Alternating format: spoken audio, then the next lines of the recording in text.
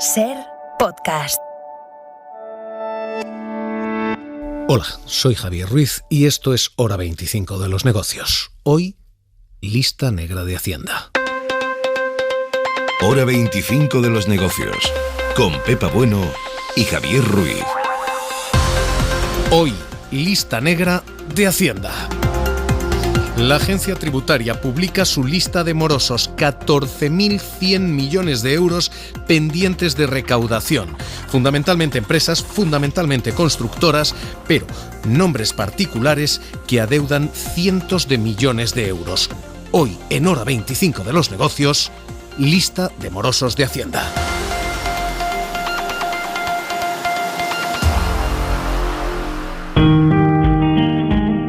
Si no fuera por Juan, Cristina no podría ir en coche a ver a sus padres. Si no fuera por Cristina, Héctor no podría llevar Hacienda a su hijo daba al médico. así la lista de nombres cumplidores en su campaña de 2015. Si no fuera por tus impuestos, sería imposible continuar la cadena. Contribuimos para recibir. Agencia Tributaria. Hoy, Hacienda ha publicado la lista de morosos. Hacienda publica la lista de todos los que tienen más de 1 millón de deudas con la agencia tributaria. Su pensión cada mes. Si no fuera por tus impuestos, sería imposible continuar la cadena. Contribuimos para recibir. Y hoy, esa cadena da el nombre de los eslabones rotos. Quienes son morosos ante la agencia tributaria y quienes deben 14.100 millones de euros todavía.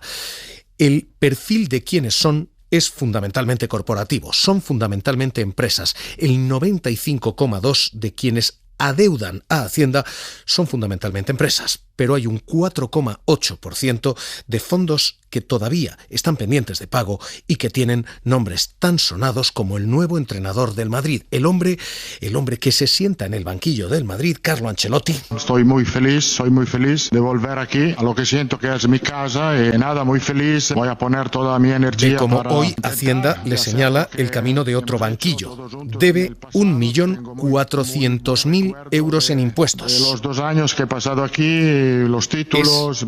Cuantía suficiente para constituir delito fiscal. Y creo que vamos a repetir algo bueno en esta nueva experiencia. Ancelotti es el último de los nombres que se suma a esta lista que tiene colores blancos y tiene colores azulgrana.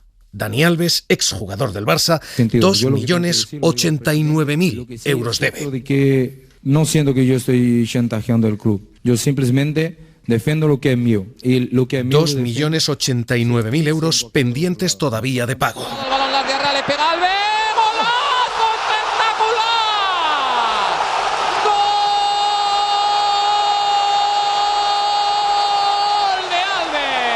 Gol de Alves a la agencia tributaria, dice hoy el fisco, que pone su nombre entre los grandes deudores. Y entre esos grandes deudores hay también nombres como el de Ildefonso Falcones. El escritor, el autor de La Catedral del Mar, tiene una deuda pendiente de pago con Hacienda de 1.306.000 euros.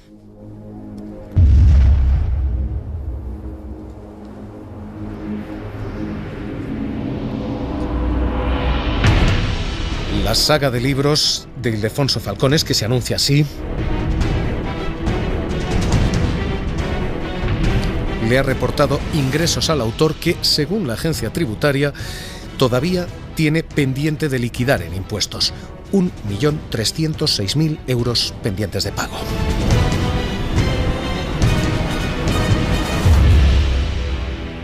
Hay en esta lista financieros, cargos públicos, hay nombres tradicionales de la corrupción, viejos conocidos como Rodrigo Rato, que el año pasado dejó esta lista, este año vuelve a entrar.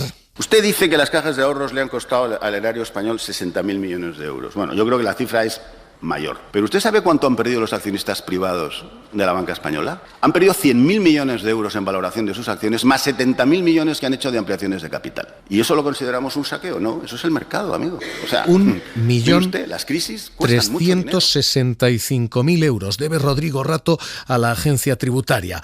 No es quien más debe entre esa categoría. Mario Conde sigue siendo el rey.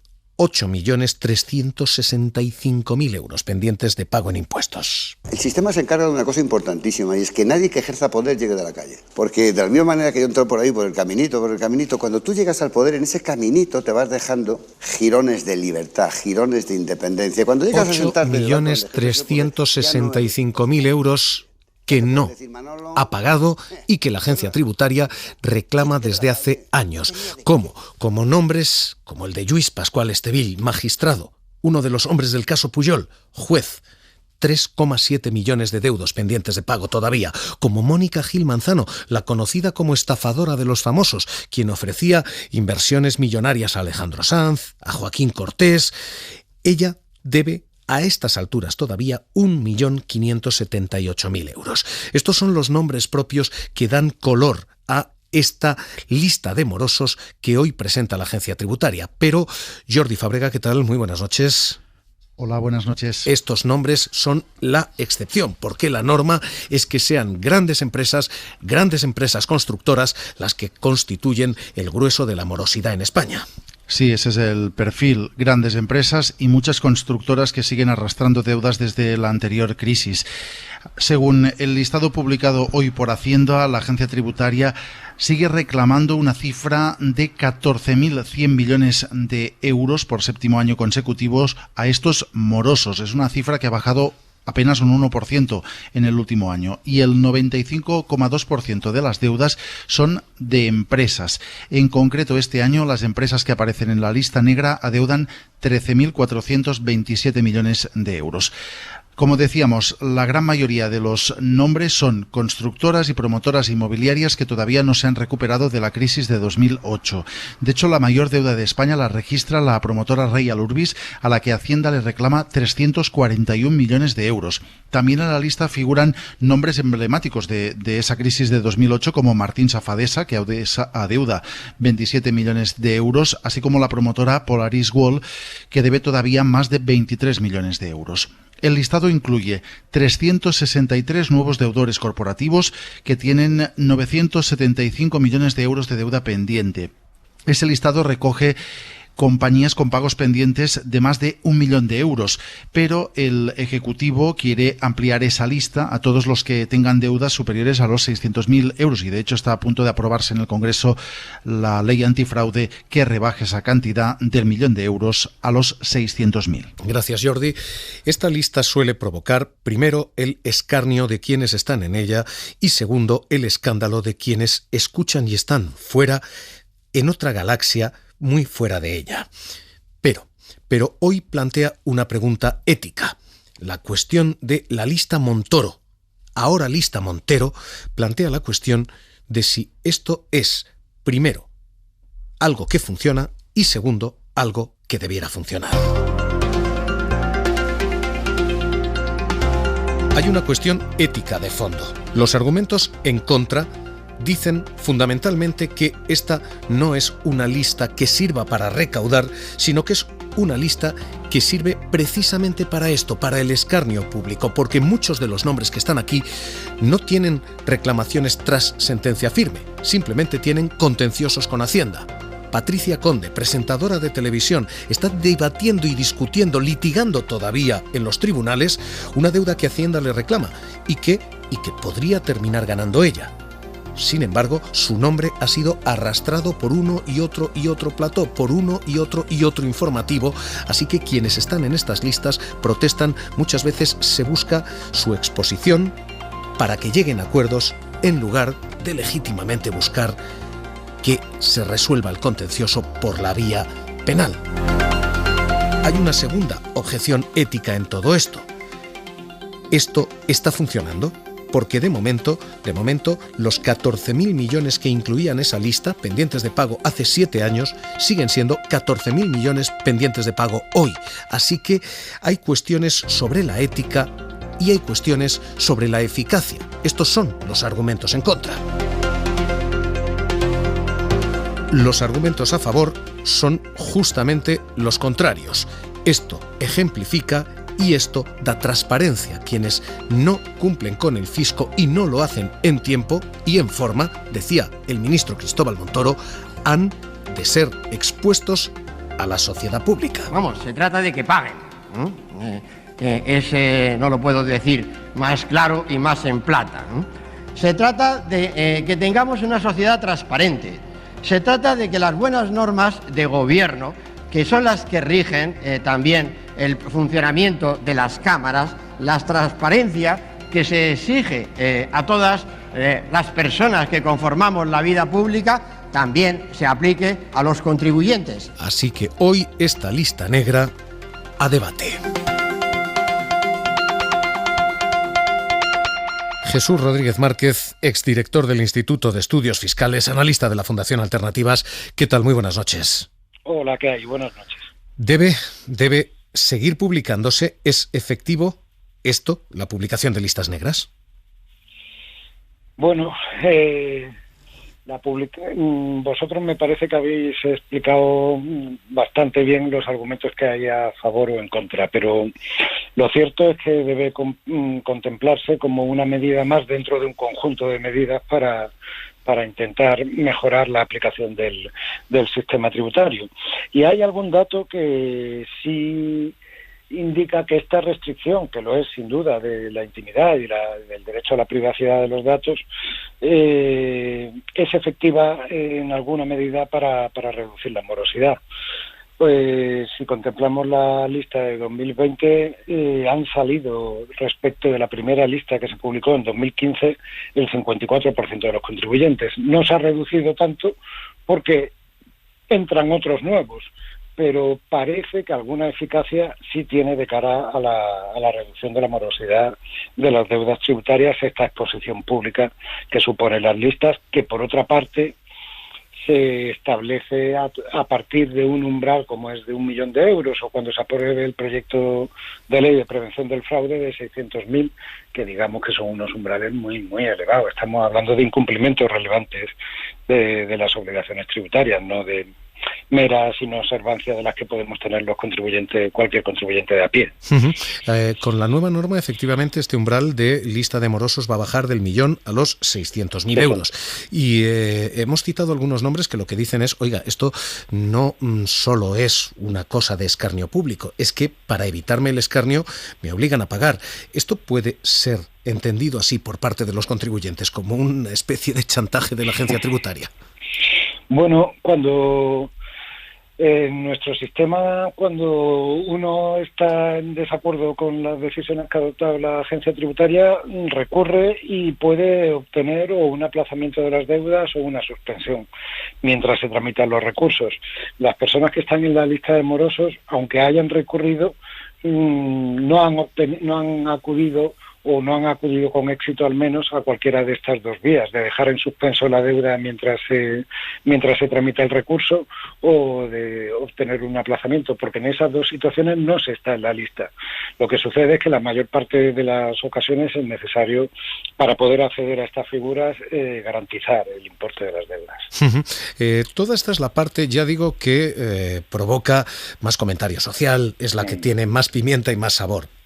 Pero el grueso de estas deudas son empresas constructoras que todavía no se han recuperado. Seguimos recordando Real Urbis 341 millones, Martín Fadesa 27, Polaris World 32, en fin, hay un fondo irrecuperable.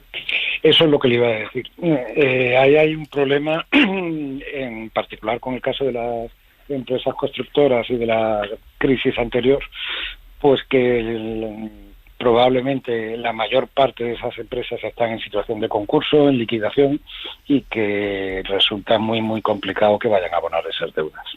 ¿Esas hay que darlas por perdidas? Pues yo creo que sí. Al menos en un porcentaje que no me atrevo a decir cuál, pero desde luego buena parte de esas empresas que están en una situación de crisis irrecuperable, cabe la vía de derivar responsabilidad a los administradores, si se dan los presupuestos, intentar cobrarle a ellos, pero desde luego desde esas empresas que no tienen un activo que soporte el pasivo que deben, pues en buena medida habrá que darlas por perdidas. Exdirector del Instituto de Estudios Fiscales, Jesús Rodríguez Márquez, todo esto es lo que tenemos, la lista negra. Y decía usted, esta es una medida más para recaudar. ¿Qué más es necesario? Tenemos un país en el que la sensación No sé si la realidad, pero como mínimo la sensación de fraude está relativamente extendida. ¿Qué más es necesario para cerrar ese gap de fraude? Bueno, yo creo que tenemos un conjunto de medidas, tanto de asistencia, información y prevención, junto con otro conjunto de medidas represivas que funciona razonablemente bien. Desde luego, siempre es posible dar un paso más en la lucha contra el fraude fiscal, pero también es necesario hacer saber que estamos en un Estado de Derecho y que existen las garantías. Por ejemplo, en fase recaudatoria, que es de lo que estamos hablando, últimamente la Agencia Tributaria, el Departamento de Recaudación, está haciendo un esfuerzo ímprobo por incrementar las posibilidades de recaudación mediante las declaraciones de responsabilidad. Cuando las deudas no se pueden cobrar de las sociedades, deriva responsabilidad hacia los administradores, o si un señor que tiene una deuda oculta sus bienes transmitiéndolos a un tercero, cabe declarar responsable a ese tercero, y se han incrementado, se puede consultar en las memorias de la Agencia Tributaria, que estas actuaciones recaudatorias se han incrementado en nuestro país en los últimos años de manera exponencial. Uh-huh. Y yo, por mi percepción, es que con una eficacia bastante alta. Uh-huh. Pues Jesús Rodríguez Márquez es director del Instituto de Estudios Fiscales, analista de la Fundación Alternativas. Gracias por estar esta noche con nosotros aquí en Hora 25 de los Negocios. Un abrazo. Un abrazo, muchísimas gracias a vosotros. Esta hoy es la última clave, la última lista, séptima lista negra de Hacienda, séptima lista de morosos y enésima polémica. La lista Montoro, ahora lista Montero. Si no fuera por Cristina, Héctor no podría llevar a su hijo al médico. Hora 25 de los negocios. No recibiría su pensión cada mes. Seguimos. Si no fuera por tus impuestos sería imposible continuar la cadena. Contribuimos para recibir. Agencia Tributaria. Hora 25 de los negocios. Con Pepa Bueno y Javier Ruiz. Importante noticia de última hora. Luxemburgo ratifica la PAC, la Política Agraria Común, que va a, en 3 claves. Primero, permitir a España conservar 47.000 millones de euros entre 2021 y 2027. España conserva prácticamente los fondos que tenía, con un recorte de la PAC del 15% en el resto de la Unión Europea. Así que primera clave económica, primera buena noticia. Segundo, 20% de esos fondos van a ser para redistribución, es decir, para pequeños y medianos agricultores. Esas son las 2 claves económicas. Hay una tercera y es la laboral. Se introduce una condicionalidad laboral. Van a recibir ayudas quienes no incurran en prácticas de abuso. Esto es lo que está ratificando a esta hora Luxemburgo, los ministros de Agricultura. Eladio Meizoso, ¿qué tal? Muy buenas noches. Hola, buenas noches. Y que en principio se convertirá en ya firme mañana. Claves de este acuerdo, ¿en qué consiste? Pues el acuerdo que hoy se aprueba establece las reglas generales para la distribución de unos fondos que suponen para España 47.600 millones de euros hasta 2027 a repartir entre casi 700.000 titulares de explotaciones agrarias. Una parte de ese dinero, un 10% al menos con carácter general, un 20% en el caso de España, ha aclarado ya el Gobierno, se va a destinar a un fondo para su redistribución entre los pequeños y medianos agricultores. Se reserva otro 25% a los denominados ecoesquemas, para primar prácticas productivas encaminadas a la sostenibilidad medioambiental. Y se introduce lo que se denomina condicionalidad social. La concesión de las ayudas directas a los agricultores se vinculará al cumplimiento de prácticas laborales correctas. Esto será voluntario desde 2023, obligatorio desde 2025. El diseño general va a permitir la adecuación a la realidad de cada país y ahora el Gobierno central deberá negociar con las comunidades autónomas el diseño definitivo para España. 2 claves económicas, por tanto. España recibe 47.000 millones, no pierde fondos. España destina 20% de esos fondos a redistribución entre pequeños y medianos agricultores. Insisto, 2 claves económicas y una clave laboral. Hay condicionalidad social. Las empresas que incurran en abusos a sus trabajadores, a los temporeros, perderán esas ayudas.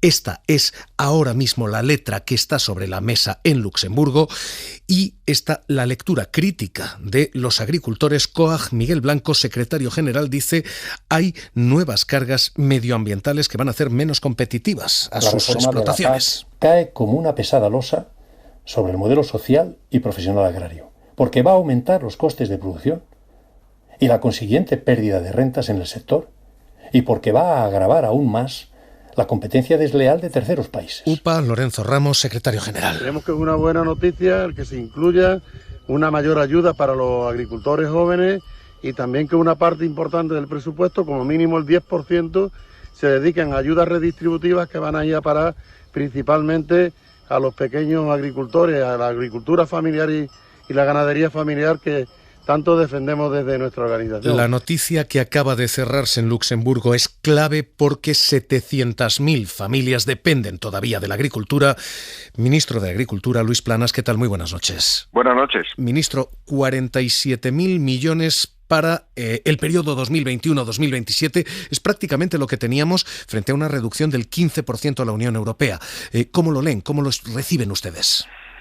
Bueno, yo creo que de forma muy positiva, aunque en realidad esta era la base de partida porque el Consejo Europeo de julio del año pasado efectivamente determinó esa cantidad, 47.724 millones de euros, que es una gran cantidad para justamente poderlo aplicar con las decisiones que hemos adoptado hoy en Luxemburgo, ¿no? El acuerdo incluye un 20% de redistribución para pequeños y medianos agricultores. ¿Es poco? No, vamos a ver, lo que en realidad de lo que habla es un mínimo del 10%, ¿no? De una medida redistributiva que yo creo que es muy importante.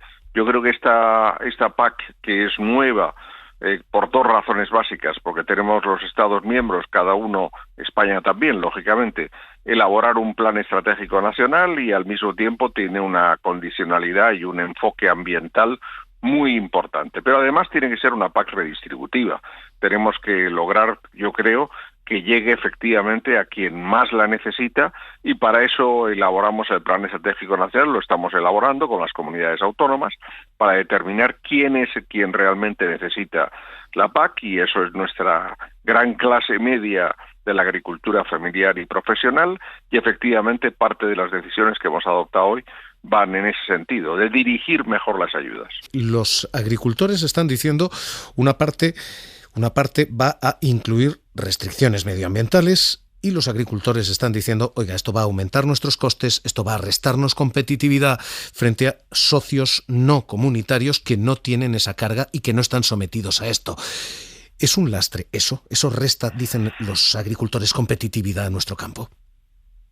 No, yo creo que no. Yo creo que es más bien al contrario. Quiero decir, yo creo que este enfoque de la PAC hacia el medio ambiente y la lucha contra el cambio climático era un enfoque necesario. Es una de las dos grandes novedades de esta política agrícola común y yo creo que forma parte, de la agenda europea del momento. Tenemos que hacer una producción de alimentos y bebidas que sea no solo saludable y de cantidad suficiente, sino además sostenible y por tanto es absolutamente necesaria. ¿Supone eso más gasto? Sin duda, yo creo que hay un gasto adicional y también una menor producción, pero para eso está la política agrícola común, ¿no? Para ayudar a este proceso de transición, que yo creo que es el de esta década, en un sentido de una nueva producción agroalimentaria más consistente y más sostenible con el medio ambiente y el medio natural, ¿no? El acuerdo que cierran ustedes introduce lo que se denomina condicionalidad social. Básicamente, las ayudas directas, ministro, se vinculan al cumplimiento de prácticas laborales correctas. No ha sido así hasta ahora. Hemos estado pagando a quien podía tener prácticas laborales abusivas. Bueno, vamos a ver, yo diría que en general, desde luego, no ha ocurrido así. Puede haber ocurrido en alguna ocasión muy aislada, pero no lo creo así. Pero yo creo que sobre todo lo que ha pretendido y ha sido una iniciativa del Parlamento Europeo es básicamente, yo como ministro y los ministros lo hemos defendido, no queríamos hacer esta PAC más complicada, no va a incluirse en la declaración del propio agricultor, pero sí que se va a indicar que efectivamente los datos de las posibles infracciones laborales que se pudieran producir graves se cruzarán con los perceptores de la PAC para ver efectivamente qué medidas se adoptan al respecto. Yo creo que es un sentido positivo, yo creo que no hay un problema, digamos, para la inmensa mayoría sin duda, de los agricultores y ganaderos españoles, no creo que ese sea de absoluto el problema y por eso se ha adoptado una redacción lo suficientemente, yo creo que ligera al tiempo que efectiva para poder avanzar en ese sentido, ¿no? Ministro, ¿le entiendo bien si quien recibe ayudas va a ver cómo se cruza esas ayudas con qué? ¿Inspección laboral si ha cometido fraudes? Bueno, va a ser de la misma forma, por ejemplo, le pongo un ejemplo, de la misma forma que para recibir ayudas para modernización de regadío hay que cumplir con las normas en materia de medioambiental, sobre todo de disponibilidad de agua, de acuerdo con la Directiva Marco de Agua, pues hay unas directivas europeas en materia de empleo, en materia de seguridad e higiene del trabajo, que yo diría que son elementos básicos que lógicamente se aplican en España y que son controlados por la Inspección de Trabajo y Seguridad Social, que se aplicarán. Si alguien ha infringido, tenemos una cosa que tenemos que discutir ahora en el Plan Estratégico Nacional, veremos qué tipo de sanción se aplica. Pero ya digo que es una medida complementaria. Yo prefiero llamarle dimensión social a condicionalidad, porque en realidad la condición lo es únicamente para quien resulte infractor, y desde luego no creo que haya mucha gente que lo sea. Ministro, esto rige desde 2025. Los sindicatos están diciendo, ¿por qué no ya? ¿Por qué no desde 2023? Bueno, puede hacerlo de forma voluntaria a partir de 2023 y de forma obligatoria a partir del año 2025. Es una de las cosas que discutiremos en la conferencia sectorial que tendrá lugar en las próximas semanas con las comunidades autónomas. Ahí estamos evaluando la situación y la propuesta que haremos, y a partir de ahí pues decidiremos cuándo entra en vigor en España, si en 2023, en el 24 o en el 25. Yo creo que estas reformas, cuanto antes entren en vigor, mejor. Quiero decir, yo creo que lo que hace falta es mostrar el camino, y para una novedad como esta, cuando antes se aplique, pues mucho mejor. Pero hay que tener en cuenta que tenemos 695.000 perceptores de la PAC en España. La PAC es una PAC con una extensión y una aplicación muy amplia en nuestro medio rural, y yo creo que todo lo que sea una transición gradual y bien orientada de esta nueva PAC es muy importante, y estamos trabajando en ello. Pues, ministro de Agricultura, Luis Planas, gracias por estar esta noche aquí en Hora 25 de los Negocios. Un abrazo. Pues muchas gracias y un saludo a todos los oyentes desde Luxemburgo. Hora 25 de los Negocios, seguimos. Suscríbete a Hora 25 de los Negocios. Todos los episodios y contenidos adicionales en la app de Cadena SER y en nuestros canales de Apple Podcast, Spotify, iVoox, Google Podcast y YouTube. Escúchanos en directo en la SER de lunes a viernes a las 9:30 de la noche.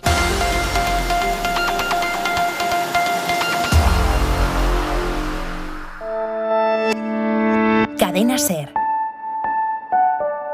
La radio.